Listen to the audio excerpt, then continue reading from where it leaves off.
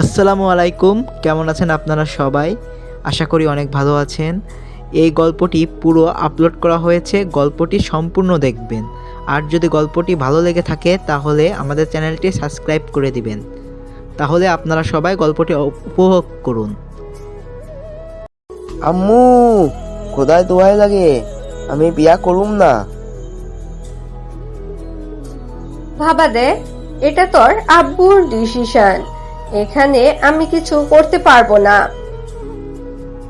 আম্মু, আমি এখনো অনেক ছোট। আমি চাচ্ছি। আম্মু, আমাকে এত ছোটবেলায় বিয়ে করাই দিলে আমি মইরা যামু। এমন সময় কেউ একজন আমাকে ধাক্কা দিয়ে পানিতে ফেলে দিল। ওই কোন শালারে আমাকে ধাক্কা দিয়ে পানিতে ফেলে দিলি? আমি বিছানায়? তার মানে কি আমি এতক্ষণ স্বপ্ন দেখছিলাম? যাক বাবা, বেঁচে গেছি। অন্তত পক্ষে বিয়েটা তো আর করা লাগবে না। বিছানা থেকে উঠতে যাব, কি ব্যাপার, আমার কাপড় চোপড় ভেজা কেন? ওই রিয়ানি, তুই আজকেও আমাকে পানি মারছস? তো কি আদর করবো নাকি? হুম হুম, সে কখন থেকে ডাকতেছি, বারবার ঘুমের ঘর থেকেই বলছিস আমি বিয়া করুম না, আমি বিয়া করুম না। তাই বলে পানি মারবি? পানি মারছি, বেশ করছে। তারপর বালতিতে বাকি যতটুকু পানি অবশিষ্ট ছিল সেটাও মেরে দিল।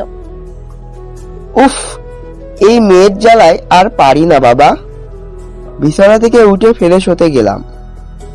হ্যালো জনগণ, আসেন পরিচিত হয়নি, আমি সাইদ, ডাকনাম সাদ।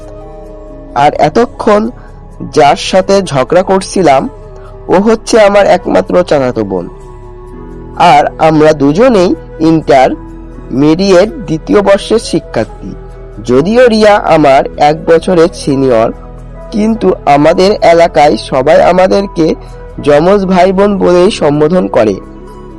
আর এতক্ষণ যে আমাদের ঝগড়াটা উপভোগ করলেন, এটা আমাদের রোজকার ঘটনা মাত্র। আসলে ওই পেতনিটা আমাকে রোজ সকালে পানি মারবেই। আরে রিয়াকে আমি পেতনি বললাম বলে আপনারা আবার ওরে পেতনি ভাইবেন না। সত্যি বলতে রিয়া কিন্তু অনেক সুন্দরী। তার রূপের প্রশংসা করা শুরু করলে গল্প আর শেষ হবে না। তাই আর বাংলা সিনেমার মতো গল্পের নায়িকার এত প্রশংসা করুম না। যাক বাবা, আপনাদের সাথে কথা বলতে বলতে ফ্রেশ হয়ে গেলাম। নাস্তা করে কলেজে যাওয়ার জন্য রেডি হচ্ছি। গলা ফাটাইয়া, কি রে পুতলা, তোর হইছে? রেডি হয়ে রিয়ার কাছে গিয়ে মাথায় একটা গুতা মাইরা, ওই তোকে কতবার বলেছি তুই আমাকে পুতলা বলবি না। তুই বললেও আমি তোকে পুতলা বলে ডাকবো। নিজে তো দেখতে একেবারে কার্টুনের মতো। ই, তুই আমারে কার্টুন কইলি? আমি এক্ষুনি ছোট আম্মুর, মানে আমার আম্মু কাছে বিচার দিব। তা যা না, মানা করছে কে? কথাটা বলার সাথে সাথে রিয়া বিদ্যুৎ গতিতে আম্মুর কাছে যেতে লাগলো। এই রে, কাম সারছে। এখন আম্মুর কাছে বিচার দিলে তো আমার পকেট খরচ টাকা বন্ধ কইরা দিব। আমি ফুট কইরা মন্দারে একেবারে নরম কইরা রিয়ানির রে কইলাম, রিয়া। মুহূর্তের মধ্যেই দাঁড়িয়ে গিয়ে, শোন, আজকে আর তোর এইসব মিষ্টি কথাই আমি গলে যাচ্ছি না। তুই সবসময় আমার সাথে এমন করিস, পরে ছোট আম্মুর কাছে বিচার দেওয়ার কথা বললেই তুই আবার ঢং শুরু করিস। আজকে আমি ছোট আম্মুর কাছে বিচার দিবই দিব। এই শোন না, কলেজে দেরি হয়ে যাচ্ছে, প্লিজ তাড়াতাড়ি চল। না, প্রয়োজনে আজকে কলেজে যাব না, তারপরও তোকে আজকে শিক্ষা দিয়েই ছাড়বো। তারপর বহুত ঠেলাঠেলির পর রিয়ানি আম্মুর কাছে বিচার দেওয়ার চেষ্টা স্থগিত করলো। দুঃখের কথা কি আর কমুরে ভাই।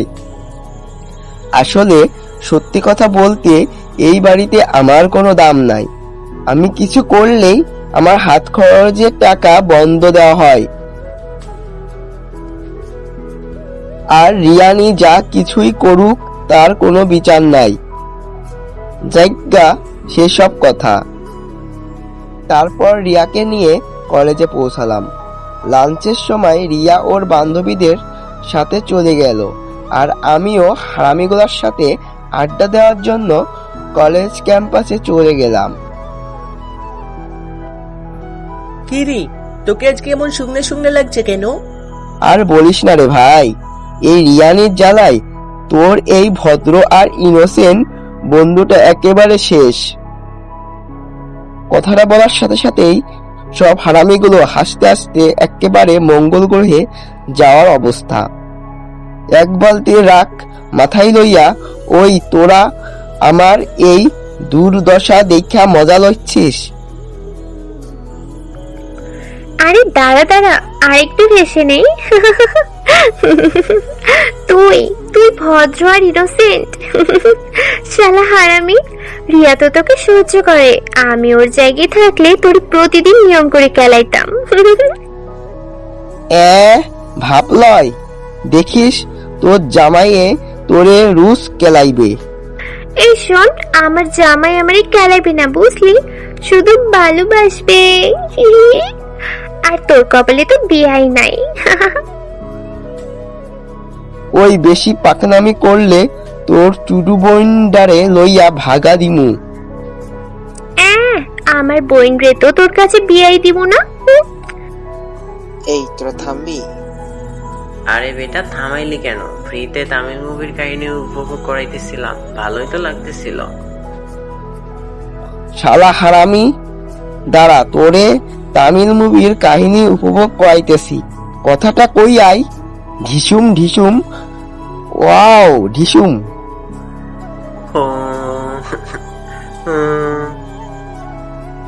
আচ্ছা ভাই, অনেক কাহিনী হয়েছে, চল এবার কিছু খেয়ে আসি, খুব ক্ষুধা লেগেছে। তারপর আমরা সবাই উঠে লাঞ্চ করতে যাব। এমন সময় পিছন থেকে কেউ একজন আমার শার্টের কলার ধরে টান মারলো। ওই কোন শালা রে? পিছনে তাকাইতেই, রিয়া তুই? চল ফুচকা খাবো। না আমি যাবো না, তুই ঝাল বেশি খাস। চল বলতেছি। তারপর আমার টাইনা টাইনা ফুচকালার কাছে নিয়ে গেল। মামা, ঝাল দিয়ে 2 প্লেট ফুচকা দেন তো। ফট কইরা ফুচকাওয়ালাকে চোখে একটা ইশারা মারলাম আর কইলাম আমার প্লেটে যেন ঝাল না দেয়, আর রিয়ানির প্লেটে ইচ্ছা মতো ঝাল দেয়। ব্যাস, কাম হইয়া গেল, বাকিটা ইতিহাস। তারপর কলেজ শেষ কইরা বাসায় এসে ফ্রেশ হয়ে বিকালের দিকে আড্ডাখানায় চলে গেলাম। কিরি, চা খাবি? এই যে পাঠক সাহেবারা, আমরা এখন চা খাচ্ছি, আপনারা কি খাবেন? ঢেলে দিই একটু। তারপর চা শেষ করে বন্ধুদের সাথে কিছুক্ষণ আড্ডা দিয়ে বাসায় ফিরলাম। রাতের খাবার শেষ করে আমার রুমে এসে স্টাডি করতেছি, এমন সময় টুন টুন টুন টুনাটুন। এই রে, রিয়ানি কল মারছে। রিসিভ করে, কি রে এত রাতে কল দিছস কেন? তুই একটু বাইরে আয়। এই, তোর মাথা খারাপ হইয়াছে? এখন রাত 12:30 বাজে, আমি আসতে পারুম না। প্লিজ তাড়াতাড়ি আয়, খুব আর্জেন্ট। আচ্ছা আসতেছি। বল, কি জন্য ডাকছস? আমার হাত ধরে টানতে টানতে চল। আরে কই যাব? সাদেকদের বাড়ির আম গাছটা দেখছিস? এতগুলো আম ধরছে, চল চুরি করবো। কি, এত রাতে আম চুরি করাবি? হায় আল্লাহ, আমারে উঠাই নিয়ে যাও। আরে বেটা, এটাই তো চুরি করার পারফেক্ট টাইম, চল চল। পরিবেশটা কত সুন্দর না? কোনো হইচই আছে? এই তেহেরি ডায়লগ রাখ। সাদ্দেকার মা টের পাইলে না চিল্লাইয়া মার্কেট ফাওয়াইয়া লাইব।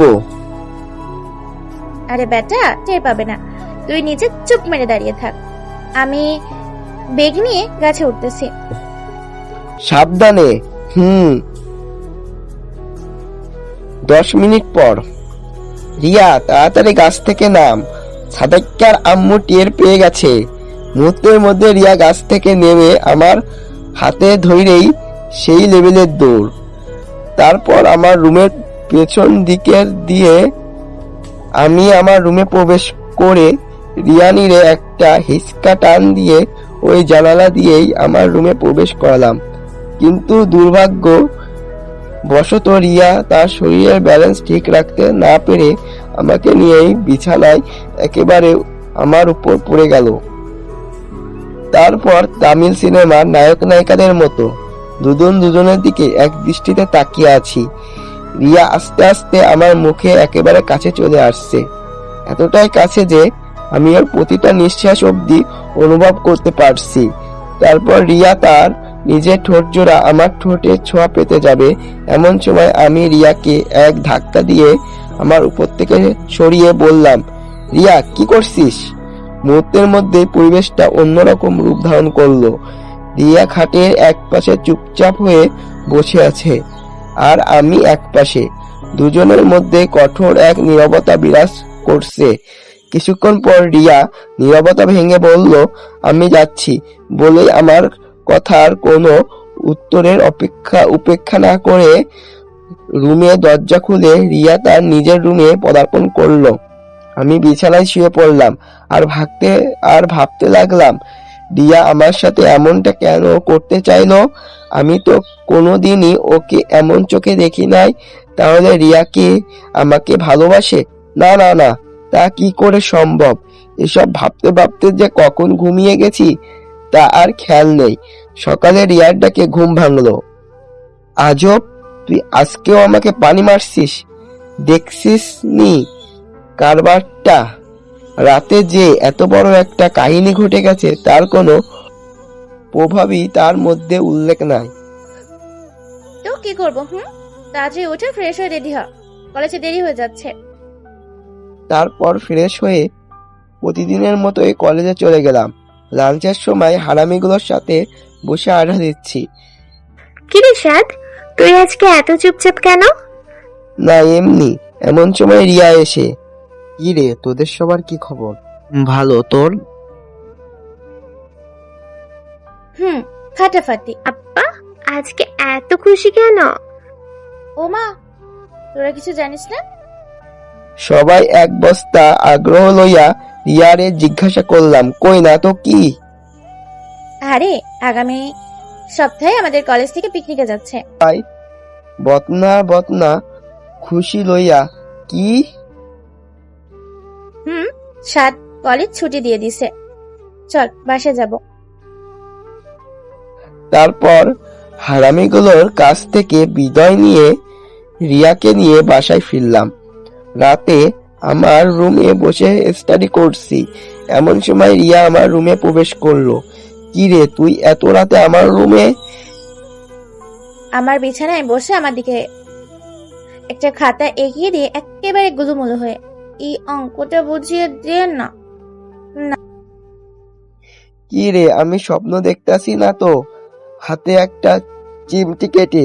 না না, আমি তো ঠিকই দেখছি, গল্লা ফাটাইয়া।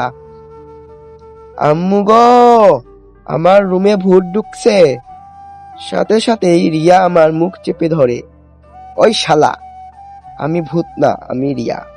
পরক্ষণে আম্মু এসে, কি রে, ভূত কই? এটা তো আমাদের রিয়া। রিয়া মা, তুই কি ওকে ভয় দেখাইছিস? না ছোট আম্মু, আমি একটা অঙ্ক বুঝতেছি না, তাই আপনার ছেলের কাছে আসছিলাম অঙ্কটা বোঝার জন্য, কিন্তু আপনার ছেলে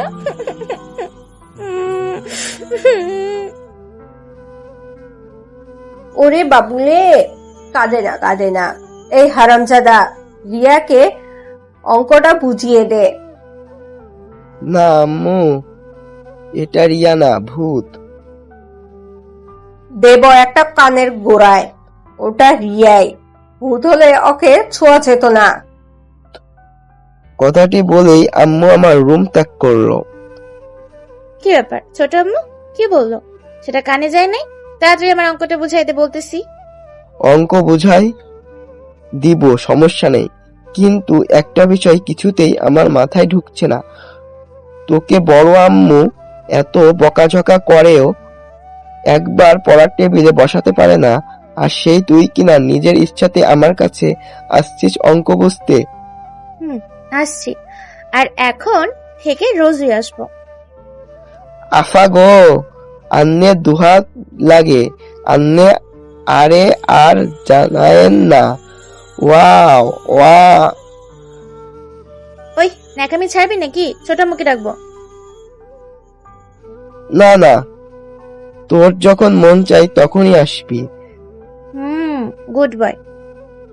তারপর রিয়াকে অঙ্ক বোঝাতে লাগলাম, কিন্তু রিয়া খাতায় মনোযোগ না দিয়ে এক দৃষ্টিতে শুধু আমার দিকেই তাকিয়ে আছে। ওই, তুই অঙ্ক রেখে আমার দিকে এমন ভাবে তাকিয়ে আসিস কেন? তারপর রিয়াকে অঙ্ক বোঝাতে লাগলাম, কিন্তু রিয়া খাতায় মনোযোগ না দিয়ে এক দৃষ্টিতে শুধু আমার দিকেই তাকিয়ে আছে। ওই, তুই অঙ্ক রেখে আমার দিকে এমন ভাবে তাকিয়ে আসিস কেন? আমার ঠেকা পড়ছে। ওই, একদম চালাকি করবি না। আমি কোনো চালাকি করতেছি না, চুপচাপ অঙ্কটা বুঝাই দে। অঙ্ক বুঝানো শেষ, যা আমার রুম থেকে ভাগ। কেন রে? তোর রুম থেকে ভাগবো কেন? আমার একেবারে কাছে এসে ফিসফিস করে, কি রে, তোর গার্লফ্রেন্ড আছে নাকি? কথা বলবি? দেবো একটা কানের নিচে। যা ভাগ, আমি এখন ঘুমাবো। যাচ্ছি যাচ্ছি, তো চেত দেখাতে কি হবে না? উফ, এই মেয়ের জ্বালায় আর পারছি না। যেভাবেই হোক এর একটা বিহিত করতেই হবে। যাই ঘুমিয়ে পড়ি। Good night. পরের দিন বিকালের দিকে হারামিগুলোর সাথে আড্ডা দিচ্ছি। কিরে বেটা, তা পিকনিকে গিয়ে তো আমরা যে যা গফ নিয়ে ঘুরতে বেরোবো, কিন্তু তুই কি করবি? তোকে এত করে বললাম একটা প্রেম টেম কর, কিন্তু তোর তো নাকি এসবে কোনো ইন্টারেস্ট নেই। আরে বেটা, সমস্যা কি? আমাদের রিয়া আপু আছে না, আর তাছাড়া রিয়া আর সাদের সাথে সামথিং সামথিং কিছু চলছে, আর সেই জন্যই তো আমাদের হিরো অন্য কোনো মেয়ের প্রতি কোনো ইন্টারেস্ট নাই। ওই সোয়াগ্গা, মার খাওয়ার শখ হচ্ছে, রিয়া আমার বোন হয়। আরে বেটা, রিয়া তো দেখতে হেব্বে। ওই সোয়াগ্গা, মেজাজটা খারাপ করবি না বলে দিলাম। এই তোরা থামবি? সবসময় শুধু ঝগড়া মারামারি এসব চলতেছে। আচ্ছা বাদ দি। আর সোহাইগা, শালা মিনারির জামাই, তুই কথা একটু কম বলবি। তারপর হারামিগুলোর সাথে আড্ডা দিয়ে রাতে বাসায় ফিরলাম। ফ্রেশ হয়ে আবার রুমে এসে বিছানায় শুয়ে ফেসবুকিং করছিলাম। এমন সময় রিয়া আমার রুমে এসে আমার সাথে বিছানায় শুয়ে বলতে লাগলো, দেখি কি করছিস। তারপর রিয়া আমার এতটাই কাছে চলে আসলো যে তার শরীর আমার শরীরে বারবার স্পর্শ করছে। আমি মুহূর্তের মধ্যে উঠে গিয়ে রিয়াকে বললাম, রিয়া তুই এসব কি করছিস? মা, আমি আবার কি করলাম? দেখ রিয়া, তুই এখন আর সেই ছোট্টটি নেই। এই যে তুই সারাক্ষণই আমার হাত ধরে টানাটানি করিস, আমি বিছানায় শুয়ে থাকলে তুই আমার সাথে এসে শুয়ে পড়িস। এসব মানুষ দেখলে খারাপ কিছু ভাবে, সমাজে এটা ভালো চোখে দেখে না। আরে রাখ তোর সমাজ, আমার যা ভালো লাগে আমি তাই করি। কে কি বললো না বললো এইসব দেখার সময় আমার নেই। দেখ রিয়া, তুই বড় হয়েছিস, কয়েকদিন পর তোর বিয়ে হবে, কিন্তু তখন যদি বরপক্ষ এসে তোর এসব ছেলে মানুষগুলো জানতে পারে, তখন তোর তো আর বিয়ে হবে না। ছেলে মানুষই মানে? এই, আমি অন্য কোনো ছেলের সাথে কখনো এসব ঢং করেছি? যা কিছু করি সব তোর সাথেই করি। আর তুই আমার তো ভাই, বন্ধু, সবকিছু। আর আমি তোর সাথে এসব করবই। আর তা জেনে যদি কোনো শালায় না আমার বিয়ে করতে রাজি হয়, তাহলেই আমি বিয়ে করব, নয়তো ফুট। সি সি সি, নিজের হবু বরকে কেউ শালা বলে? এই প্রথম শুনলাম। শুধু শালা না, রোজ রোজ কেলাবো। তোর কোনো সমস্যা? না রে ভাউ, আমার আবার কিসের সমস্যা? কিন্তু তোর বরটার জন্য খুব কষ্ট হচ্ছে রে। ওরে রিয়ানির বর, ভাই তোর যা ইচ্ছা আকাঙ্ক্ষা আছে সব রিয়ার আজ্ঞা পূরণ করে নে।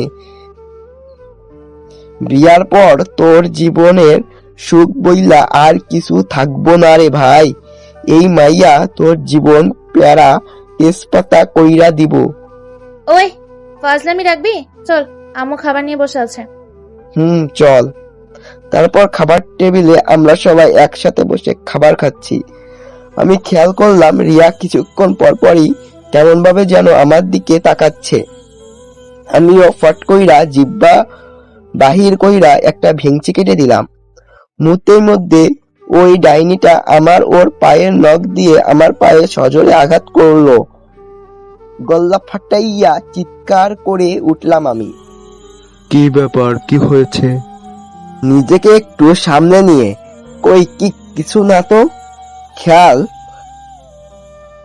খেয়াল সবাই আমার দিকে কেমন ভাবে যেন তাকিয়ে আছে, আর রিয়ানি হারামজাদি মুস্কি মুস্কি হাসিতেছে। কেমনটা লাগে হুম? কি ব্যাপার, আপনারা খাচ্ছেন না কেন? তারপর সবাই এক বালতি রহস্য মাথায় লইয়া আবারও খাওয়া শুরু করলো। সবাই যখন খাওয়া দাওয়াতে ব্যস্ত, আমিও সুযোগ বুঝা রিয়ানির পাকনামির ফলটা দিয়ে দিলাম। সাথে সাথে রিয়া গলা ফাটাইয়া ও মা গো। সবাই আবারও খাওয়া দাওয়া রেখে হা হয়ে আছে। কি হচ্ছে এসব? কখনো এ চিৎকার মারছে তো কখনো ও চিৎকার মারছে। আরে বেটা তুই খা, ও সব কিছু না। খেয়াল করলাম রিয়ার আব্বু কখনো আমার দিকে আবার কখনো রিয়ার দিকে তাকাইয়া মুস্কি মুস্কি হাসিতেছে। এই রে কাম সাজছে। বড় কাকু মনে হয় কাহিনীটা বুঝা লইছে। তারপর খাওয়া দাওয়া শেষ করে আমি আমার রুমে গিয়ে কিছুক্ষণ স্টাডি করে তারপর ঘুমিয়ে পড়লাম। দেখতে দেখতেই আমাদের কলেজ থেকে পিকনিকে যাওয়ার দিনটা চলে এলো। ভোরে কাপড় চোপড় সব গুছিয়ে রেডি হয়ে রিয়াকে ডাক দিলাম। রিয়া, তোর হইছে? একটু দাঁড়া, আসতেছি। আমি রিয়ার দিকে তাকাতেই পুরা হা হয়ে গেছি।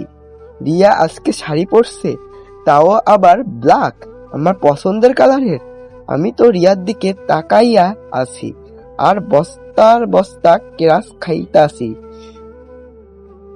রিয়া ঝাঁকানিতে বাস্তবে ফিরলাম। কি রে এমন ভাবে তাকিয়েছিলি কেন? এই রে কাম সারছে, একটু লজ্জা লজ্জা ভাব নিয়ে। না মানে? আচ্ছা, আমাদের দেরি হয়ে যাচ্ছে, চল। চল। তারপর সোজা কলেজ থেকে চট্টগ্রাম। হ্যাঁ, চট্টগ্রামের বাসিন্দারা, আপনাদের এলাকায় আইয়া পড়ছি, কমেন্টের দাওয়াতটা দিয়ে দিয়েন। বাস থেকে নেমে কিছু বিখ্যাত স্থান পরিদর্শন করে শেষ বিকালের দিকে একটি নদীর ধারে একা একা বসে আছি আর মনের দুঃখে গান গাইতাছি। বন্ধু এখন গপ লইয়া টাঙ্কি মারে বইয়া বইয়া, দুঃখের ঠেলায় কান্দালায় ফাইটা যায়, বুকটা ফাইটা যায়।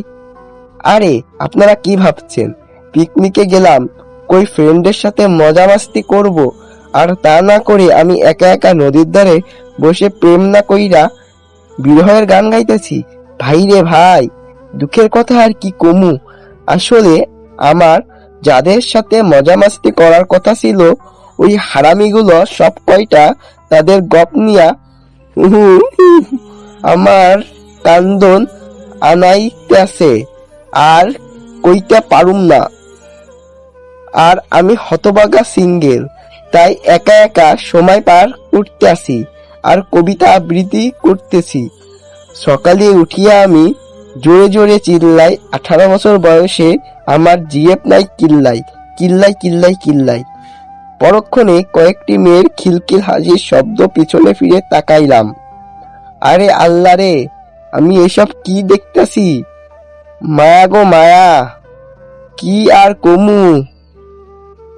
ভাঙ্গা চূড়া গাড়িও আজকের আটা ময়দা মাইখা মুইখা একেবারে বিএমডব্লিউ হইয়া গেছে, আর আমি এইগুলা দেখা বস্তার বস্তা কিরাস খাই লইতাছি। ওই তুই এখানে একা একা কি করছিস? ভাই রে, হারামিগুলো আমাকে এখানে একা রেখা তারা তাদের গপের সাথে কোলাকুলি করতেছে। আহারে বেচারা। এই, তোর লজ্জা করে না? তোর বন্ধুরা সবাই জেব জোগাড় করে ফেলছে আর তুই এখনো সিঙ্গেলই মরছিস। রিয়ার হাত টিপতে টিপতে, আফারে, তোর তো অনেক সুন্দরী সুন্দরী বান্ধবী আছে, তুই তাদের মধ্য থেকে শুধু আজকের জন্য আমাকে একটা গপ জোগাড় করে দে না। মুহূর্তের মধ্যে ময়দা সুন্দরীগুলোর হাসির খিলখিল শব্দে আমার কান ফাইটটা যাওয়ার অবস্থা, আর রিয়া তো রেগে মেগে একেবারে শেষ। আহারে, আমার বাবুটা বুঝি এত অসহায়। আচ্ছা ঠিক আছে, আজকে আমরা এখানে যতজন আছি সবাই তোমার চেফ। এবার হ্যাপি? ওই তিথি, তোরা পারলে না এই হাদরামে ক্রপ সেজে থাক, আমার পক্ষে সম্ভব না। ওকে মাই ডিয়ার আপ্পি, আপনি এখানে একা একা বসে বাদাম খান, আমি আমার গপদেরকে নিয়ে ঘুরে আসি। যা না যা। কথা বলেই এক বস্তা রাখ লইয়া রিয়া ওই স্থান ত্যাগ করলো। এরপর আমিও বস্তা বস্তা খুশি লইয়া একেবারে বাহুবলী সিনেমার নায়কের সৈন্যদের মতো এক গাঁটটি গপ লইয়া সেই লেভেলের হাঁটা দিলাম। হারামিগুলোর সামনে গিয়েই গপগুলোর সাথে আলগা পিরিত দেখাইতে লাগলাম, আর হারামিগুলো হা করে আমার দিকে তাকাইয়া থাকলো। তারপর সব হারামিগুলো একটা ধর্ষণ দিয়া আমার একটা নিরাপদ জায়গায় বসে আড্ডা দিতে লাগলাম। পরক্ষণেই কোথা থেকে যেন ফট কইরা সব হারামিগুলো আমার সামনে এসে হাজির। আমিও এক বদনা ভাব লইয়া কইলাম, কি চাই? দোস্ত, একটা ইম্পর্টেন্ট কথা ছিল। আরে বেটা, দেখছিস না হিরো এখন ব্যস্ত আছে, যা পরে আসিস। ভাই রে, খুবই জরুরি, তাড়াতাড়ি চল নয়তো। আব্বে ওই নয়তো কি? মুহূর্তের মধ্যে সব হারামিগুলো আমাকে আলগিয়া তাহলে এইভাবে তুলে নিয়ে যাব? হাত পা ছুটতে ছুটতে, ওই আমাকে ছাড় বলতাছি।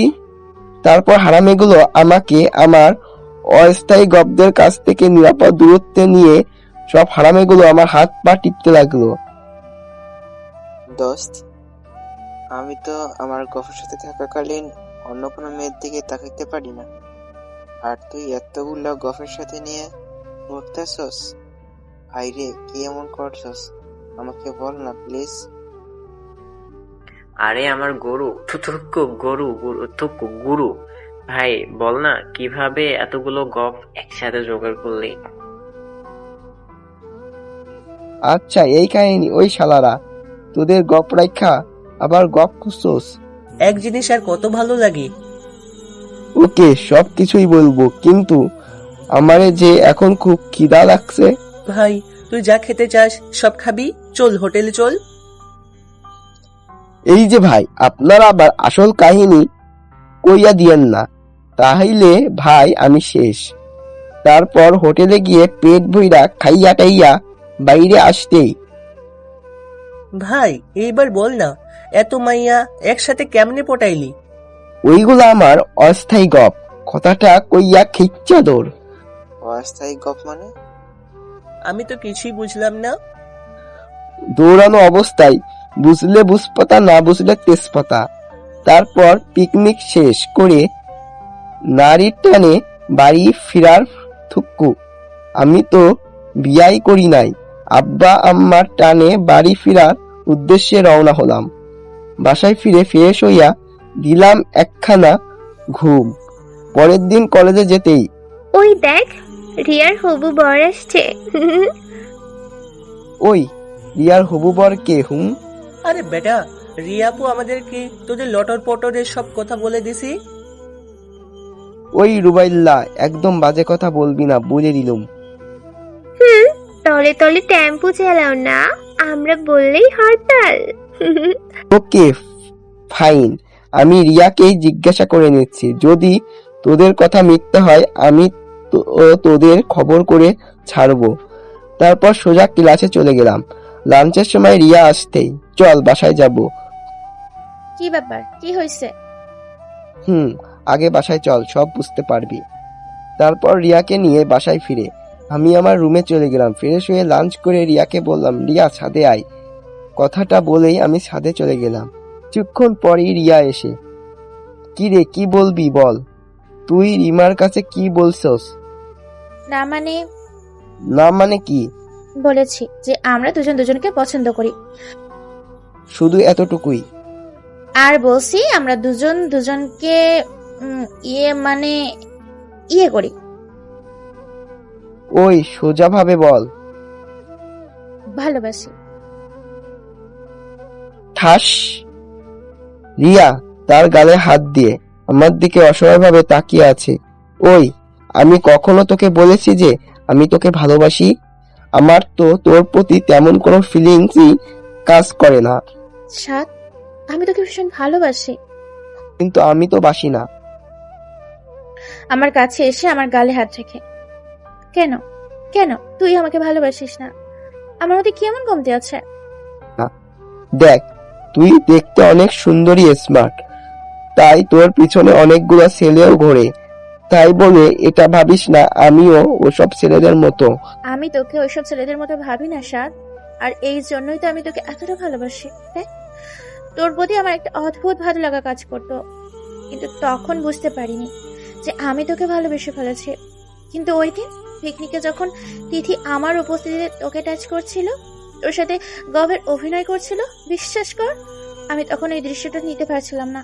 তারপর আমি অনেক ভাবলাম, আমার মনকে বারবার প্রশ্ন করলাম, কিন্তু প্রতিবারই একটাই উত্তর পেলাম যে তোকে ভালোবাসি। দেখ, এসব ঢং রাখ, নয়তো আমাদের মধ্যে যে ভাই বোনের সম্পর্কটা আছে না, আমি ওইটাও ভুলে যাব। কথাটা বলেই আমি ছাদ থেকে নেমে আসতে লাগলাম। ঠিক তখনই রিয়া আমাকে বলে উঠল, দেখ সাদ, আমি তোকে অনেক অনেক বেশি ভালোবাসি, আর সেই ভালোবাসাটা তোকে অনেকবারই বোঝানোর চেষ্টা করছি, কিন্তু তুই কখনো সেটা বুঝতেই চাসনি। কিন্তু আমার একটা কথা শুনে রাখ, তুইও একদিন এই আমাকে ভালোবাসবি, আর সেদিন আমিও তোকে ঠিক এইভাবেই ফিরিয়ে দিব। আর তখনই তুই বুঝতে পারবি কাউকে অবহেলা করলে কতটা কষ্ট হয়। কথাটা বলেই রিয়া তার চোখ মুছতে মুছতে তার রুমে চলে গেল। যা যা, তোর এই আশা কোনোদিনও পূরণ হবে না। রাতে বিছানা শুয়ে আছি আর রিয়ার কথাগুলো ভাবছি। আচ্ছা, রিয়া যা বললো তা কি কোনোদিনও সম্ভব? কিন্তু আমি তো রিয়াকে কখনোই এমন চোখে দেখি নাই। আরে ধুর, আমি শুধু শুধু এসব ভাবছি কেন? আমি তো রিয়াকে ভালোবাসি না, আর এটা কোনোদিন সম্ভবও না। কিন্তু তার কথাগুলো আমাকে এত ভাবাচ্ছে কেন? একটা মুহূর্তের জন্য কেন তার সেই কথাগুলো ভুলতে পারছি না। পরের দিন সকালে ঘুম থেকে উঠেই তো আমি অবাক। মোবাইল স্ক্রিনের দিকে তাকিয়ে দেখি 10টার উপরে বেজে গেছে। তাড়াহুড়ো করে বিছানা থেকে উঠেই আম্মুর কাছে গিয়ে, আম্মু, রিয়ানি কই? আমাকে আজকে ডাকেনি। ঠিক তখনই আমার মনে হলো রিয়ার সাথে তো কালকে ও তো আমাকে আর ডাকতে আসবে না। কি ব্যাপার, থামলি কেন? তুমি আমাকে ডেকে দাও নাই কেন? কেন ডেকে দেওয়ার মানুষের সাথে কি ঝগড়া হয়েছে? আজব, ও কেন প্রতিদিনই আমাকে ডেকে দিবে? তুমি ডেকে দিতে পারো না? কেন, এত বড় হয়েছিস, নিজে থেকে উঠতে পারিস না? আম্মু, তুমি তো জানো আমি নিজে থেকে উঠতে পারি না। আমি বলি কি, তোমার এই ছেলেটাকে বিয়ে দিয়ে দাও, তাহলে বৌমাই প্রতিদিন কান ধরে ঘুম থেকে উঠবে। আম্মু, ওই লোকটা কিন্তু তোমার এত ভালো ছেলেটাকে অপমান করতেছে। আমি তো ভুলেই গিয়েছিলাম যে আমার বাড়িতে যে জিনিসটা আছে ওটাকে তো কোনো মেয়েই বাবাই তোর মেয়ের সাথে দিবে না। আব্বু, বেশি বেশি হয়ে যাচ্ছে কিন্তু, দেখ ভালো লাগছে না এসব। তারপর ওয়াশরুমে এসে ফ্রেশ হয়ে নাস্তা না করেই ছাদে গিয়ে বসে আছি। এমন সময় রুবেলের কল রিসিভ করতে, কিরি, তুই কলেজে আসলি না যে? না মানে এমনি। এমনি মানে? রিয়াকেও দেখলাম একা একাই কলেজে আসলো, কোনো সমস্যা? আরে না, তেমন কিছু না। ও আচ্ছা, আমি রাখছি, ক্ষুধা লাগছে, খাবো। Okay bye. তারপর ছাদ থেকে নেমে খাবার টেবিলে বসে, আম্মু, ও আম্মু, ক্ষুধা লাগছে তো। টেবিলে খাবার রাখা আছে, খেয়ে নে। দেখেননি কারবারটা? আমি যে এখনো নাস্তা করি নাই সে নিয়ে কারোরও কোনো মাথা ব্যথা নেই। হ্যাঁ তাই তো, রিয়া আমাকে একদিন ডেকে দেয় নাই, আমি ঘুম থেকে উঠতে পারি নাই, আমাকে খাবার খাওয়ার জন্য ডাকে নাই, আমি সঠিক সময়ে খেতেও পারলাম না, কলেজে যেতেও পারলাম না। রিয়াকে ছাড়া তো আমার জীবন একেবারেই অগোছালো। আরে ধ্যাত, ওসব ব্যাপার না। আমিও এখন থেকে নিজে থেকেই ঘুম থেকে উঠতে পারবো, নিজে থেকেই কলেজে যাব, আমিও দেখিয়ে দিব আমিও কারো সাহায্য ছাড়া চলতে পারবো। ব্যাস, যেই বাবা সেই কাজ। রাতে খাবার শেষ করে আগে মোবাইলে অ্যালার্ম দিয়ে ঘুমিয়ে পড়লাম। পরের দিন ভোরে অ্যালার্মের শব্দে ঘুম থেকে উঠা ফ্রেশ হয়ে সবার আগেই খাবার টেবিলে গিয়ে বসে আছি। কিছুক্ষণ পরেই রিয়ার আব্বু আর আমার আব্বু খাবারের টেবিলের কাছে এসে আমাকে দেখেই রিয়ার আব্বু হা হয়ে দাঁড়িয়ে গেলেন, আর আমার আব্বু ভূত ভূত বলতে বলতে এক দৌড়ে আম্মুর কাছে চলে গেল। আম্মুর কাছে যেতে এই কি হয়েছে? আগে খাবার টেবিলে চলো। তারপর আম্মু, রিয়ার আম্মু, আব্বু সবাই এক এক সাথে এসে আমাকে দেখে সার্কাস দেখার মতো তাকিয়ে থাকলো। এই তোমরা সবাই এমন সার্কাস দেখার মতো করে তাকিয়ে আছো কেন? বাবা, তুমি সাত তো? না সাদ, এ শুধু ভাই, মঙ্গল গ্রহের এলিয়েন। এই বাড়িতে দেখছি, নিজেকে একটু চেঞ্জ ও করা যাবে না? খাবার খাওয়া শুরু করলাম। কিছুক্ষণ পরে রিয়া আসলো, তারপর চেয়ারে বসে খাওয়া শুরু করলো। যা শালা, আমি যে এখানে বসে আছি তার কোনো রেসপন্সই নেই। আমার খাওয়া শেষ করে আমি উঠে চলে আসবো, কিরে বাবা এখনো আমার দিকে তাকাচ্ছে না? তারপর কলেজে যাওয়ার জন্য রেডি হয়ে বাসার সামনে এসে দেখি রিয়া আমার অনেক আগে থেকে বাসার সামনে দাঁড়িয়ে আছে। তারপর একটা রিক্সা আসার সাথে সাথে এই রিক্সায় উঠে চলে গেল, আমার দিকে তাকালো না পর্যন্ত। আর কথা বলা তো দূরেরই কথা, আমি কলেজে যেতেই, কিরে সাদ, তুই এক রিক্সায় আর রিয়া এক রিক্সায়? কি ব্যাপার, ঝগড়া টগড়া করছিস নাকি? আরে বেটা না, কিন্তু কেন যেন কালকে থেকে রিয়া আমার সাথে কথা বলছে না, আমাকে দেখেও না দেখার ভান করে চলে যাচ্ছে।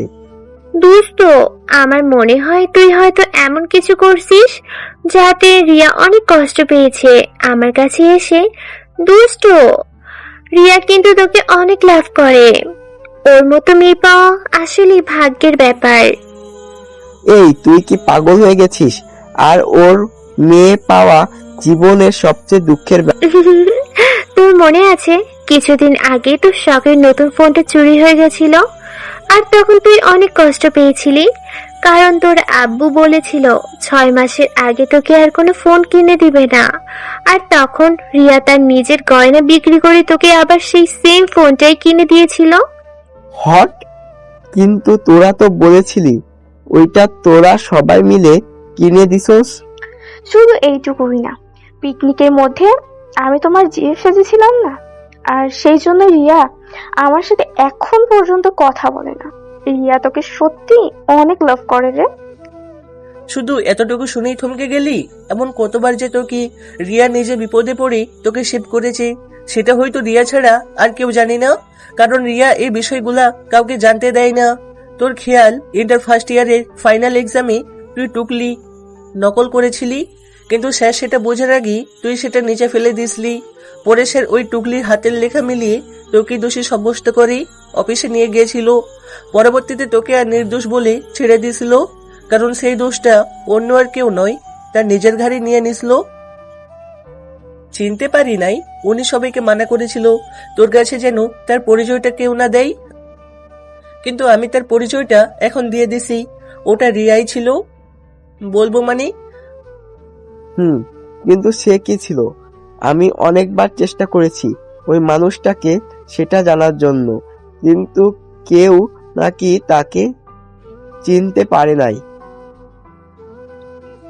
চিনতে পারি নাই উনি সবাইকে মানা করেছিল তোর কাছে যেন তার পরিচয়টা কেউ না দেয়, কিন্তু আমি তার পরিচয়টা এখন দিয়ে দিছি, ওটা রিয়াই ছিল। ওদের কথাগুলো শুনে আমি আমার নিজের কানকে বিশ্বাস করতে পারছিলাম না। আমি এটা কি করলাম? আমি রিয়াকে চিনতে পারলাম না, আমার সত্যিকারের ভালোবাসার মানুষটাকে চিনতে পারলাম না। না না, আমি একদম ঠিক করিনি। আর মুহূর্তের জন্য দেরি না করে রিয়ার কাছে চলে গেলাম। কিন্তু দুর্ভাগ্যবশত আমি রিয়ার কাছে পৌঁছানোর সাথে সাথেই ক্লাসে স্যার প্রবেশ করলেন। রিয়ার দিকে তাকিয়ে দেখি ও চুপচাপ বসে আছে, ক্লাস চলছে। আমি রিয়ার দিকে বারবার তাকাচ্ছি, ওর সাথে কথা বলার চেষ্টা করছি, কিন্তু কোনোভাবে পেরেই উঠছি না। এমন তো অবস্থায় কিছুক্ষণ চলার পর ক্লাসের স্যার বিষয়টা লক্ষ্য করে।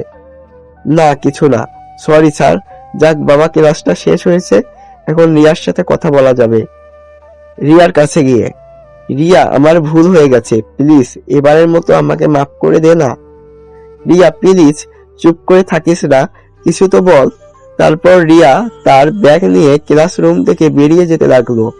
আমিও ওর পেছন পেছনে বেরিয়ে পড়লাম। রিয়া কলেজ থেকে বেরিয়ে একটা রিক্সায় উঠে পড়লো। রিয়া, প্লিজ দাঁড়া, শুধু একটা বার আমার সাথে কথা বল। রিক্সা চালককে উদ্দেশ্য করে, মামা আপনি যান। রিক্সা চলতে শুরু করলো, আর আমি অসহায়ের মতো দাঁড়িয়ে দাঁড়িয়ে দেখছি। প্রায় 15 মিনিট যাবৎ দাঁড়িয়ে আছি, কোনো রিক্সাও পাচ্ছি না। তারপর বাধ্য হইয়া হাঁটা ধরলাম। কিছু দূর যাওয়ার পর একটা রিক্সা পেলাম। তারপর বাসা পৌঁছেই রিয়ার আম্মুকে জিজ্ঞাসা করলাম, বড় আম্মু, রিয়া কোথায়?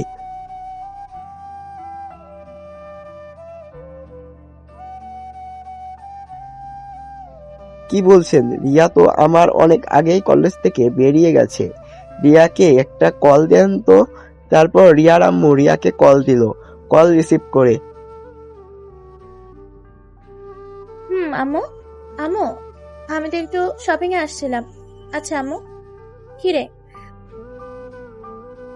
ও একা একা শপিং এ গেছে।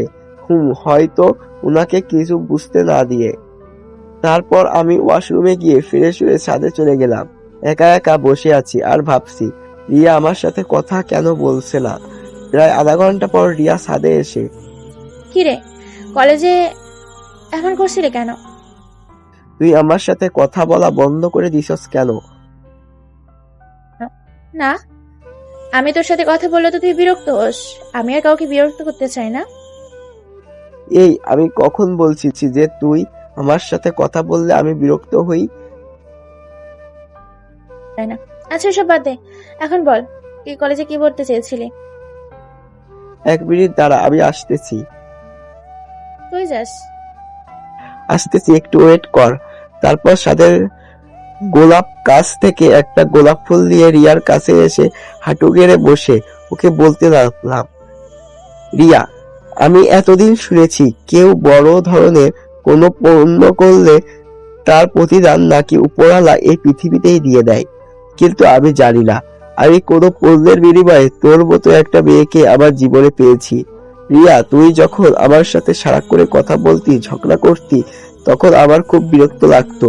কিন্তু তুই যখন আমার সাথে কথা বলা, ঝগড়া করা বন্ধ করে দিলি, তুই নিজেও জানিস না আমি তোর সে বিরক্ত গুলা কতটা মিস করছি। রিয়া, তুই ছাড়া এই সাত অসম্পূর্ণ। তুই কি এই ছেলেটাকে সম্পূর্ণ করবি? Riya, I love you, do you love me? Riya কিছুক্ষণ চুপ থেকে তারপর সাত থেকে চলে যেতে লাগলো। আমি রিয়ার হাত ধরে আবার একেবারে কাছে টেনে নিয়ে, রিয়া প্লিজ, তুই আর রাগ করিয়ে থাকিস না, আমি বলছি তো আবার ভুল হয়ে গেছে, প্লিজ তুই আমাকে মেনে নে। সেটা সম্ভব না। রিয়া, তুই এত এত জেদ ধরেছিস, আমি বলছি তো আবার ভুল হয়ে গেছে। সাত, আমার রিলেশন আছে। রিয়ার মুখে এই কথাটা শোনার সাথে সাথেই মনে হলো আমার বুকের বাম পাশটা কেউ যেন ধারালো কোনো কিছু দিয়ে আঘাত করছে। শরীরের প্রত্যেকটা অংশ প্রত্যংশগুলো অবশ হয়ে যেতে লাগলো। বল, আমি নিজেকে কিছুটা সামলে নিয়ে রিয়াকে বললাম, রিয়া, তুই মিথ্যা বলছিস। না, আমি যেটা বলছি সত্যি বলছি। আমি যেদিন তোকে প্রপোজ করছিলাম তাই 2 দিন আগে রোহান আমাকে প্রপোজ করে, কিন্তু আমি ওনাকে না বলে দিয়েছিলাম। পরের দিন উনি আমার বাসায় বিয়ের প্রস্তাব পাঠান, কিন্তু আমি তখন ওদেরকে না বলে দিই। পরে আমার আর তোর আপু রোহানের প্রস্তাব না বলে দেওয়ার কারণে জিজ্ঞেস করেন আর আমিও তখন তাদের মুখের উপর বলে দিয়েছিলাম যে আমি তোকে ভালোবাসি আর বিয়ে করলে তোকেই করব। আর তখন তোর আব্বু বলেছিল যে আমি যে তোকে ভালোবাসি সেটা তুই জানিস কিনা, কিন্তু তুই তো জানতি না। আর ওটাও ওনাদেরকে বলে দিয়েছিলাম। পরে তোর আব্বু বললো তোকে জানানোর জন্য, আর তুই যদি রাজি থাকিস তাহলে তোর কাছে আমাকে বিয়ে দিবে। তুই তো রাজি ছিলি না। তারপরও ওনাদেরকে আমি অনেক বুঝিয়েছি যে আমি তোকে ছাড়া ভালো থাকতে পারবো না, কিন্তু ওনারা আমার কোনো কথাই শোনেননি। রোহানের সাথে আমার বিয়ের পাকা কথা দিয়ে দিয়েছে। তোর বিয়ে হয়ে যাচ্ছে, তোকে বরপক্ষ দেখতে আসলে, অথচ আমি কিছুই জানি না। বরপক্ষ যখন এসেছিল তখন তুই বাসায় ছিলি না, আর পরে তুই বললি যে তুই আমাকে ভালোবাসিস না। তাই আমি সবাইকে মানা করেছিলাম যেন আমার বিয়ের কথাটা তোকে আর কেউ না জানে। চাঁদ, তুই আমাকে ভুলে যা। চাঁদ, তুই আমাকে ভুলে যা। কথাটা বলেই রিয়া কান্না করতে করতে ছাদ থেকে নিচে নেমে গেল, আর আমি ছাদেই ধাপাস করে বসে পড়লাম। কথাটা বলেই রিয়া কান্না করতে করতে ছাদ থেকে নিচে নেমে গেল, আর আমি ছাদে ধপাস করে বসে পড়লাম। ওদের অজান্তে অনবরত দু চোখের জল ঝরতে লাগলো। এতদিনে শুনতাম ভালোবাসা মানুষটা হারিয়ে গেলে নাকি খুব বেশি কষ্ট হয়, কিন্তু কখনো কখনো ভাবিনি কষ্টটা যে সত্যি এত বেশি হয়। দিতে পারছিলাম না। অন্যদিকে রিয়া নিজের রুমে গিয়ে দরজা বন্ধ করে সবার আড়ালে লুকিয়ে ফুপিয়ে ফুপিয়ে কান্না করতে লাগলো। প্রায় 2 ঘন্টা পর নিজেকে কিছুটা স্বাভাবিক করে ছাদ থেকে নিচে নেমে আসলাম। বিকেলের দিকে রুমে শুয়ে আছি, এমন সময় রুবেলের কল। বল। বলবো মানে? কয়টা? এখনো আড্ডাখানায় আসিস না কেন? তোরা আড্ডা দে রে, আমার ভালো লাগছে না। কি ব্যাপার, তোর শরীর খারাপ? তোর কণ্ঠ এমন লাগছে কেন? না, তেমন কিছু না। আচ্ছা, আমি তোর বাসায় আসতেছি। আচ্ছা আয়, 10 মিনিট পর। কি রে, এই অবেলায় শুয়ে আছিস? তোর তো জ্বরও নেই। কি রে, রিয়ার সাথে কিছু হয়েছে? কি ব্যাপার, কিছু বলছিস না কেন? রিয়ার বিয়ে ঠিক হয়ে গেছে। আমার কথাটা শোনার সাথে সাথেই রুবেল যেন আকাশ থেকে পড়লো। তুই কি বলছিস? যা শুনছিস তাই হচ্ছে। আগামী সপ্তাহে রিয়ার বিয়ে। তা তুই বসে আছিস কেন? তুই রিয়াকে বলেছিস যে তুই রিয়াকে ভালোবাসিস? বলছি, কিন্তু এখন আর ওর পক্ষে কিছু করা সম্ভব না। আচ্ছা, আমি আঙ্কেল আন্টিকে বুঝাই বলতেছি।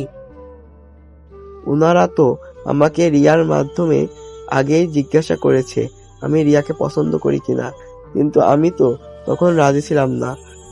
কিন্তু তুই তো এখন রাজি আছিস। আমি আঙ্কেল আন্টিকে বলে দিচ্ছি। কথাটা বলেই আব্বু আম্মুকে কথাটা জানানো উদ্দেশ্য রুবেল উঠে গেল।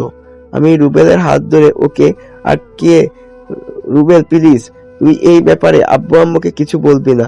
আমি আর কাউকে কষ্ট দিতে চাই না। তো তুই নিজে যে কষ্ট পাচ্ছিস, কষ্টের কারণটা তো আমি নিজেই। কথাটা বলার পরপরই রুবেল আমাকে জড়িয়ে ধরে কান্না করে দেয় আর বলতে থাকে, তুই কেন এমন করছিস? আরে বোকা, এসব কিছু না। কয়েকদিন হয়তো একটু কষ্ট হবে, তারপর সব ঠিক হয়ে যাবে। আচ্ছা চল, বাইরে থেকে একটু বেরিয়ে আসি, তোর ভালো লাগবে। চল। অন্যদিকে রিয়ার সাথে যা ঘটেছে। রাত 9:30, রিয়ার ফোনে রোহানের কল। রিয়া প্রথমবার কল রিসিভ করেনি। রোহান আবার কল করলো, রিয়া আবার কল রিসিভ করলো। হ্যালো, কি ব্যাপার, বিজি নাকি? না। ও, কেমন আছো? ভালো, আপনি? ভালো। আচ্ছা, যে জন্য তোমাকে কল দিছি, আসলে কালকে আমার অফিসের কাজে একটু কিশোরগঞ্জের বাইরে যেতে হবে। তুমি এক কাজ করো, আমার আম্মু আর তোমার আম্মুকে নিয়ে শপিংটা সেরে ফেলো। আর আমি তো আসতে পারবো না, তুমি তোমার ভাইয়াকে সাথে নিয়ে যেও। কিন্তু আপনি আসলে তো ভালো হতো। প্রয়োজন হলে আবার কালকের পরের দিনই শপিং করি। না, কালকেই করে ফেলো। আচ্ছা, আমি রাখছি। তারপর রুবেলের সাথে অনেকক্ষণ ঘুরলাম, আড্ডা দিলাম। প্রায় রাত 11টায় রুবেলকে বিদায় দিয়ে একটা ফার্মেসিতে গিয়ে কিছু ঘুমের ওষুধ নিয়ে বাসায় ফিরলাম। বাসায় ফিরতেই দেখি আব্বু আম্মু দুজনেই এখনো আমার অপেক্ষায় বসে আছে। এই তুই কি আর শুধরাবি না? কয়টা খেয়াল আছে এখন তোর বাসায় আসার সময় হলো? ওহ, ক্ষমতো, ওকে খাবার দাও। আমার ক্ষুধা নাই, কথাটি বলেই আমি আমার রুমে চলে আসলাম। বিছানায় শুয়ে আছি, ঘড়ির কাঁটায় রাত 2:30 বাজে। এখনো ঘুম আসছে না। বিছানা থেকে উঠে টেবিলে রাখা ঘুমের ওষুধগুলো সব একসাথে খেয়ে ফেললাম। 2 মিনিট পরই প্রচন্ড মাথা ব্যথা শুরু হলো। সহ্য করতে পারছিলাম না। মনে হচ্ছিল আমার মাথায় কেউ বিষাক্ত কিছু দিয়ে আঘাত করছে। কোনো মতে উঠে ওয়াশরুমে গিয়ে চোখে মুখে পানি দিলাম। ব্যথাটা যেন ক্রমশ বেড়েই চলেছে। হঠাৎ করেই আমার মুখ দিয়ে অনবরত বমি আসা শুরু করলো। প্রচন্ড ক্লান্তিতে কখন যে ওয়াশরুমের ফ্লোরে পড়ে ঘুমিয়ে গেছি তা আর খেয়াল নেই। সকালে কারোর ঝাঁকানিতে চোখ খুললাম, দেখি আম্মু। আর আম্মুর পাশেই আব্বু, রিয়ার আব্বু আম্মু দাঁড়িয়ে আছে। আর রিয়া দরজার সামনে হেলান দিয়ে নিশ্চুপ হয়ে দাঁড়িয়ে আছে। চোখের কোণে এক ফোঁটা জল আসতেই সাথে সাথে ওর হাত দিয়ে মুছে ফেললো। কি ব্যাপার সাত, তুই এখানে কেন? আমি জানি না, রাতে মাথা ব্যথা উঠেছিল, পরে চোখে মুখে পানি দেওয়ার জন্য ওয়াশরুমে এসেছিলাম, তারপর আমার আর কিছু খেয়াল নেই। আচ্ছা বাবা, গোসল করে নে। আচ্ছা। তারপর গোসল সেরে নাস্তা করে আমার রুমে এসে ফেসবুকে ঘাটাঘাটি করছিলাম, এমন সময় আমার রুমে রিয়া প্রবেশ করলো। কিছু বলবি? হুম, তো বল। আমার সাথে একটু শপিং এ যেতে পারবি? কেন, রোহান ভাইয়া যাবে না? না। আচ্ছা তুই যা, আমি রেডি হয়ে আসছি। রিয়া কেমন ভাবে যেন আমার দিকে তাকিয়ে বলল। হুম। তারপর ও আমায় রুম ত্যাগ করলো। ড্রাইভারের পাশের সিটে আমি আর রিয়া, রিয়ার আম্মু আর আমার আম্মু পিছনে গিয়ে বসলেন। সাদ, পেছনে তো সিট আছে, তুমি আমাদের সাথে চলে এসো। না না বড় আম্মু, আমি এখানেই ঠিক আছি। তারপর গাড়ি স্টার্ট করলো। শপিং মলে পৌঁছে তাদের কথা মতো আগে শাড়ির দোকানে প্রবেশ করলাম। রিয়ার আম্মু আর আমার আম্মু শাড়ি পছন্দ করতে লাগলেন, আর রিয়া বরাবরই আমার দিকে তাকাচ্ছে। আমি বিষয়টা বুঝেও এড়িয়ে গেলাম। ঠিক তখনই রিয়ার বড় আম্মু আর আম্মুকে বলল, তোমার শাড়ি পছন্দ করো, আমি সাদকে নিয়ে একটু গহনার দোকানে যাচ্ছি। আচ্ছা যা। তারপর রিয়া আমাকে নিয়ে গহনার দোকানের সামনে দিয়ে বাইরে চলে যাচ্ছে। ঠিক তখনই আমি, রিয়া কই যাচ্ছি? চুপচাপ আমার সাথে চল, কোনো কথা বলবি না। আজব, আমরা বাহিরে কেন যাচ্ছি? বললাম না কোনো কথা বলবি না। তারপর রিয়া আমাকে নিয়ে শপিং মলের বাহিরে গিয়ে, তুই কেন এমন করছিস? ও মা, আমি আবার কি করলাম? তুই রাতে এতগুলো ঘুমের ওষুধ খেয়েছিস? কে কে বলেছে? কে বলেছে তোকে? সকালে ছোট্ট আমার চিৎকারে আমি ওয়াশরুমে গিয়ে দেখি তুই ওয়াশরুমের ফ্লোরে পড়ে ঘুমিয়ে আছিস। আমার তখনই সন্দেহ হয়েছিল তুই হয়তো রাতে উল্টাপাল্টা কিছু খেয়েছিস। পরে আমি তাড়াহুড়ো করে তোর রুমে যাই। তোর রুমে দরজা খোলাই আর ফ্লোরে এক পাতা ঘুমের ট্যাবলেট পড়া ছিল, তার পুরোটাই খালি। আমি নিচের দিকে তাকিয়ে আছি। রিয়া আমার 2 কাঁধের উপর হাত রেখে আমাকে ঝাঁকানি দিয়ে, কেন করেছিস এসব? ঘুম আসছিল না। আচ্ছা চল, শপিং শেষ করতে হবে, এমনিতেই অনেক লেট হয়ে গেছে। তারপর আমি শপিং মলে ঢোকার জন্য যেই পা বাড়ালাম, ঠিক তখনই রিয়া আমাকে পিছন থেকে জড়িয়ে ধরলো। রিয়া, কি করছিস এসব? আমার কাঁধের উপর হাত রেখে। তুই আমাকে কথা দে, তুই আর এইসব উল্টোপাল্টা কিছু খাবি না। রিয়া, এটা পাবলিক প্লেস, প্লিজ আমাকে ছাড়, লোকে খারাপ কিছু ভাববে। আমি তোকে জড়িয়ে ধরলে লোকে খারাপ কিছু বলবে, সেটা তোর খবর আছে? কিন্তু তুই যে উল্টাপাল্টা নিয়ে খেয়ে নিজেকে শেষ করে দিচ্ছিস, সেটা তোর খেয়াল নাই? আমি তো 2 দিন পরেই চলে যাব, কিন্তু তোর কিছু হয়ে গেলে তোর আব্বু, তোর আম্মু, আমার আব্বু আম্মুকে কে দেখবে? ওরা কাকে নিয়ে বেঁচে থাকবে? আচ্ছা ঠিক আছে, আমি আর এসব খাবো না। এবার হ্যাপি?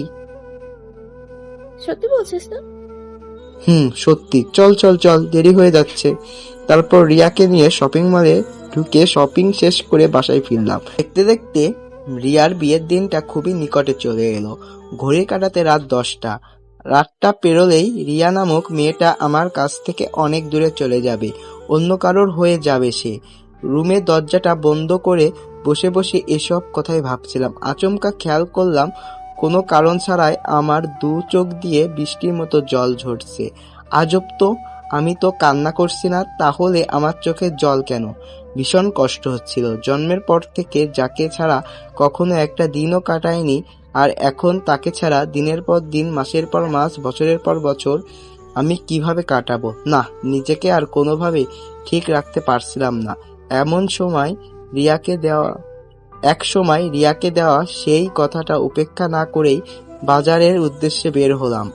বাজারে পৌঁছে কয়েক প্যাকেট সিগারেট আর কিছু ঘুমের ওষুধ নিয়ে বাসায় ফিরলাম। তারপর প্রায় রাত 12টার দিকে সবার চোখ ফাঁকি দিয়ে ছাদে চলে আসলাম। নিজের এই করুণ দশা দেখে নিজেই খুব হাসি পাচ্ছিল। কেন আমি আগে রিয়াকে ভালোবাসতে পারলাম না? কেন কেন কেন কেন? নিচে আমাদের সকল আত্মীয় স্বজনেরা উল্লাসে মেতে আছে, আর আমি অধম ছাদে বসে সিগারেট ধরাচ্ছি। নিজেকে খুব বেশি অসহায় মনে হচ্ছিল। দুহাতে দুটা করে একসাথে মোট 4টা সিগারেট ধরালাম।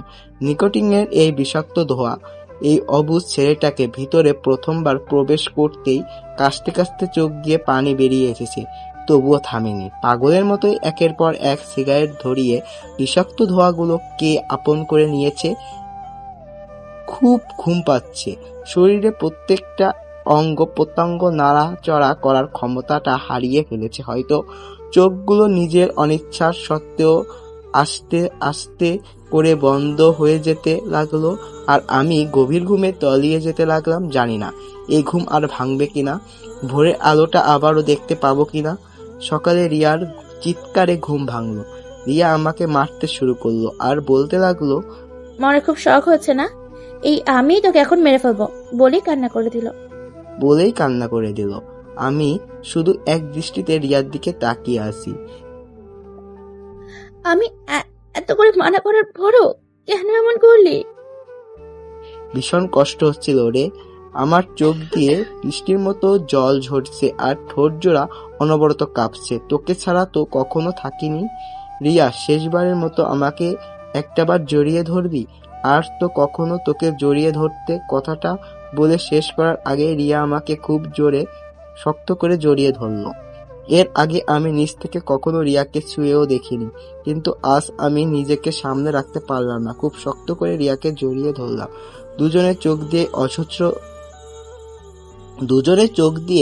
অঝোছর জল ঝরছে। রিয়ার চোখের জলে আমার টি শার্টটার পিছনে অনেকটা অংশ ভিজে গেছে। আমি রিয়াকে ছাড়ানোর চেষ্টা করলাম, কিন্তু রিয়া আমাকে আরো শক্ত করে জড়িয়ে ধরছে। হু হু করে কেঁদে দিল। কিছুক্ষণ পর, রিয়া ছাড়, অনেক সময় হয়ে গেছে। তোকে নিচে না পেলে আবার সবাই খোঁজাখুঁজি করবে। রিয়া আমাকে ছেড়ে দেওয়ার সাথে সাথেই আমি যা দেখলাম তা দেখার জন্য আমি মোটেও প্রস্তুত ছিলাম না। আম্মু, তুমি? বড় আম্মু? আমি আমি আমি আমি ঠাস, তোর এত বড় সাহস! তুই আমার মেয়েকে ভালোবাসিস? আম্মু, তুমি ওকে কিছু বলো না, ওর কোনো দোষ নেই। তুই চুপ থাক। এই, তোকে যখন আমরা জিজ্ঞাসা করেছিলাম যে তুই রিয়াকে ভালোবাসিস কি না, তখন তুই মানা করেছিলিস কেন? আমি জানি না। আচ্ছা, আমি বরপক্ষকে ফোন দিয়ে বিয়েটা ক্যান্সেল করে দিচ্ছি। বড় আম্মুকে থামিয়ে, না বড় আম্মু, ওনারা আর এখন মানবে না, আর আঙ্কেল আব্বুও এটা মেনে নিবে না। তুমি ওদেরকে কিছু বলো না। তা বলে তোরা দুজন আলাদা হয়ে যাবি? কি বলছিস এইসব?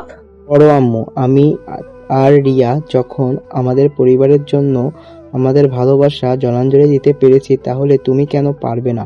মুহূর্তের মধ্যে বড় আম্মু আমাকে জড়িয়ে ধরে কান্না করে দেয়। তারপর শাড়ির আঁচল দিয়ে মুখ আড়াল করে ছাদ থেকে নেমে যাওয়ার সময় পিছন ফিরে তাকিয়ে বলেন, তোরা পালিয়ে যা। তারপর উনি নিচে নেমে যায়। আমি ছাদ থেকে নামার জন্য যেই পা বাড়ালাম, ঠিক তখনই রিয়া খপ করে আমার হাত ধরে ফেলল। আমি রিয়ার দিকে তাকাতেই রিয়া বলে উঠে, চল না। কোথায়? দূরে কোথায়? যেখানে আমাদের কেউ খুঁজে পাবে না।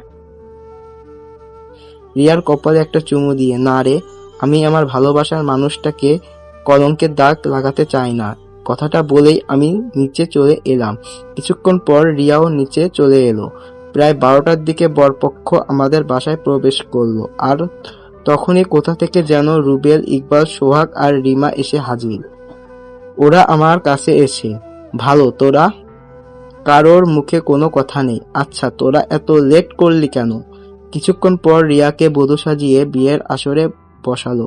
সবাই বিয়ের আসরের কাছে গিয়ে দাঁড়ালাম। কাজী সাহেব বিয়ে পড়ানো শুরু করলেন। কাজী সাহেব বললেন, বলো মা কবুল। রিয়া তখনও চুপ করে আছে। কাজী সাহেব আবারও বললেন, বলো মা কবুল। গিয়ে রিয়াকে কবুল বলার জন্য হ্যাঁ সম্মতি প্রদান করলাম। ঠিক তখনই রোহান ভাইয়া বিয়ের আসর থেকে উঠে দাঁড়িয়ে পড়লেন। সবাই অবাক হয়ে রোহান ভাইয়ের দিকে তাকিয়ে আছে। আর তাদের মধ্যে কেউ কেউ নিজেদের মধ্যে বলাবলি করতে শুরু করলো, কি ব্যাপার, জামাই বিয়ের আসর ছেড়ে উঠে পড়লো কেন? ওমা, এসব কি হচ্ছে? তারপর রোহান ভাইয়া আমার কাছে এসে আমার কাঁধের উপর হাত রেখে বলতে শুরু করলেন, নিজেকে কি ভাবো? খুব বড় হয়ে গেছো। ভাইয়া এসব কি বলছেন? চুপ, আর একটাও কথা বলবা না। তোমার বন্ধুরা আমাকে সব বলেছে। হারামিগুলোর দিকে তাকাতেই সব কয়টা হাত বেঁধে নিচের দিকে তাকিয়ে রইল। ঠিক তখনই আমার পিঠে কারোর হালকা ছোঁয়ার অনুভব করলাম। তাকিয়ে দেখি রিয়ার আম্মু। রিয়ার আব্বু বললেন, শুধু আমাদের সম্মানের কথাই ভাবলে, নিজের কথাটা একেবারেও জন্য ভাবলে না? দোষটা তো আমারই ছিল। রিয়ার আব্বু আবারও বলল, মাথা বাঁকিয়েও না সম্মতি প্রদান করে না, এখানে তোমার কোনো দোষ নেই। আসলে এই ঘটনাটা আমাদের সবার সাথেই ঘটে। আমরা কখন যে কাকে ভীষণভাবে ভালোবেসে ফেলি সেটা আমরা নিজেরাও জানি না, কিন্তু সেই ভালোবাসাটা আমরা তখনই উপলব্ধি করতে পারি যখন আমাদের সেই ভালোবাসার মানুষ আমাদের থেকে দূরে সরে যায়।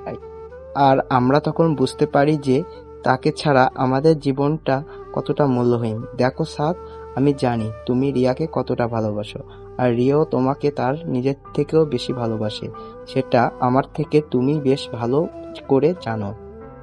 আঙ্কেল, আপনি?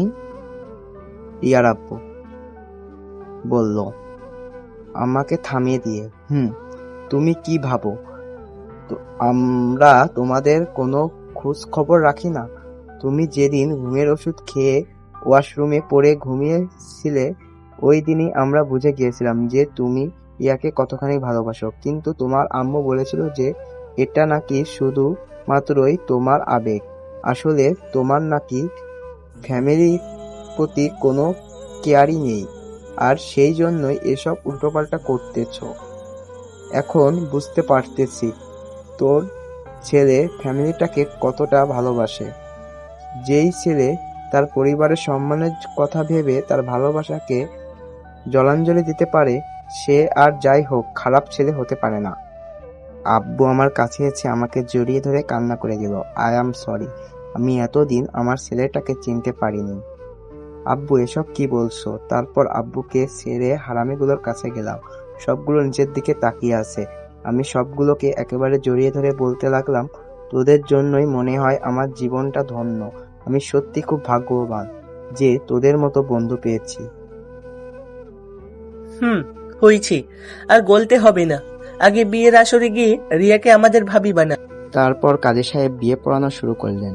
মাতা মুসাম্মাদ তাসলিমা আক্তার কোহিনুর এবং পিতা মোহাম্মদ সারোয়ার জাহান সবুজ মিয়ার সুযোগ্য পুত্র মোহাম্মদ শ্রাবণ আহমেদ সাহেব তারফে সাদ সাহেবকে আপনি বিয়ে করতে রাজি থাকলে বলুন মা কবুল। কবুল। যাক বাবা, ভালোই হয়েছে, বিয়েটা সেরে ফেললাম। হ্যালো জনগণ, আমাদের জন্য দোয়া করবেন। রাত 12টা, ছাদে আমি আর হারামিগুলো। দেখ ভাই, বিশ্বাস কর, আমার কাছে কোনো টাকা পয়সা নাই। এসব ঠপবাজিতে কাজ হবে না, পকেটে যা আছে বের কর। দেখ, তোরা আর একবারও আমার কাছে টাকা চাইলে আমি কাইন্দা দিমু। উয়া উয়া। ওই মামু, এইসব নেকামি। তারপর অনেক ন্যাকামি কাহিনী কইরাও আমার পকেটখানা বাঁচাইতে পারলাম না। মানে পকেট ফাঁকার কষ্ট আর এক বদনা ভয় লইয়া বাসর ঘরে দরজা সামনে দাঁড়িয়ে আছি। এমন সময় হারামিগুলো আমাকে ধাক্কা দিয়ে বাসর ঘরে দিয়াই বাইরে থেকে দরজা বন্ধ করে দিল। আমিও মনে এক বালতি সাহস জোগাড় কইরা ঠাস ঠুস 2 কাশি মারলুম। সাথে সাথে রিয়া বিছানা থেকে নেমে আমার পায়ে ধরে সালাম করতে লাগলো। আমিও ফট কইরা রিয়ার মাথায় হাত রেখে ফেললাম। বেঁচে থাকো বাছা, বেঁচে থাকো। তুই আমারে কি কইলি? সরি, বউ বলতে গিয়ে বাছা বলে ফেলেছি। ইয়ারকে মারছিস? তোর আজকে বিড়াল মারা বন্ধ।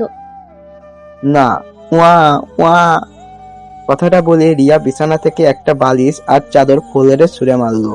তারপর অনেক ঠেলাঠেলি কইরাও কোনো লাভ হইল না। শেষে ফ্লোরেই ঘুমাতে হইল। ভোরের আলো ফুটতেই ঘুম ভেঙে গেল। উঠতে যাব ঠিক তখনই আমার বুকে ভারী কিছু অনুভব করলাম।